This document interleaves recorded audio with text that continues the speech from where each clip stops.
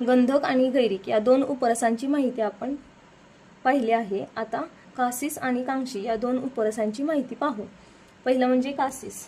कासिसला इंग्लिशमध्ये ferrous sulphate म्हणतात आणि मराठीमध्ये हिराकस म्हणतात. कासिसचे रासायनिक सूत्र आहे Fe2SO4.7H2O.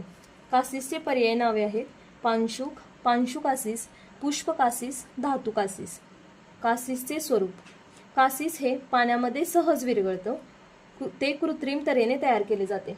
जसे की रसशाळेमध्ये गंधक आम्ल आणि लोहापासून कासिस तयार केले जाते. कासिसचे हिरव्या रंगाचे खडे असतात. ते लोहाचे खनिज आहे.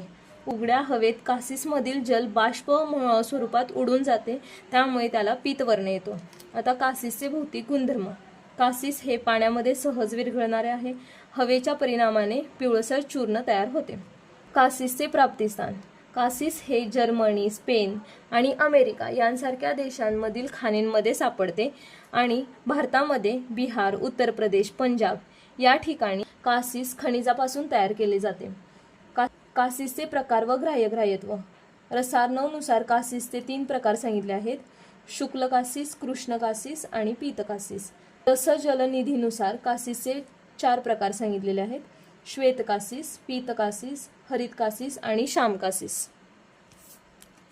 श्वेत कासिसलाच वालू कासिस म्हणतात, पीत कासिसला पुष्प कासिस म्हणतात, हरित कासिसला कृत्रिम कासिस म्हणतात, श्याम कासिसला धातू कासिस म्हणतात.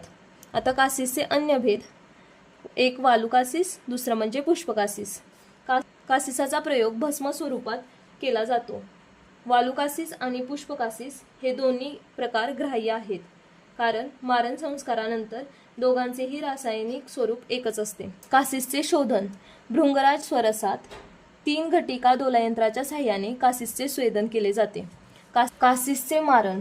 शुद्ध कासिस चूर्णाला स्नुहीपत्र स्वरसाची 7 वेळा भावना दिली जाते व त्याच्या चक्रिका तयार करून घेतल्या जातात.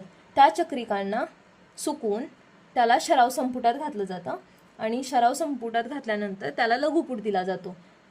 ही क्रिया त्याचे अम्लत्व जाईपर्यंत केली जाते. अशा पद्धतीने कासिसचे लाल भस्म तयार केले जाते. कासिसचे उपयोग. कासिस हे अम्ल, तिक्त आणि कषाय रसात्मक आहे. उष्णवीर्याचे आहे.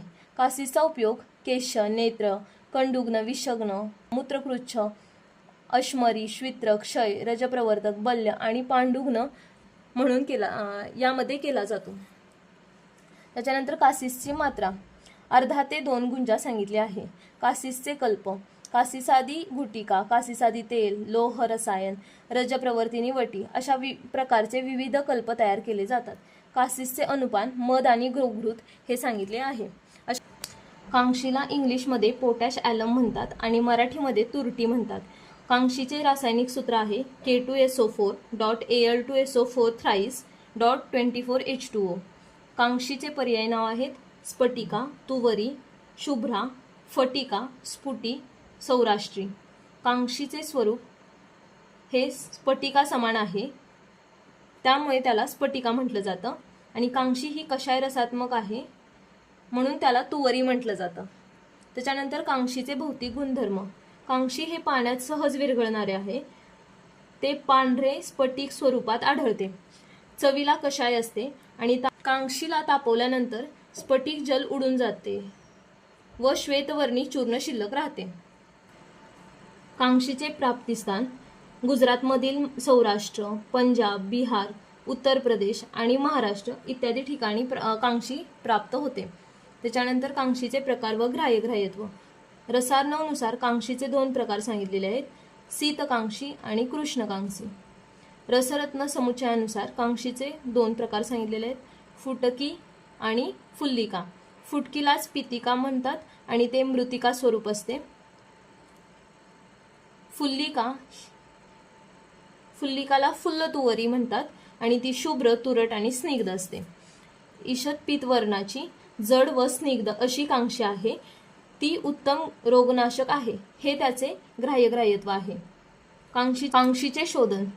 कांशीला कांजीमध्ये 3 दिवस बुडवून ठेवल्यानंतर कांशीचे शोधन होते. कांशीचे मारण कसे केले जाते तर शुद्ध कांशीला शराव संपुटामध्ये घालून त्याला लघुपूट द्यावा, त्याचे श्वेतभस्म तयार होते.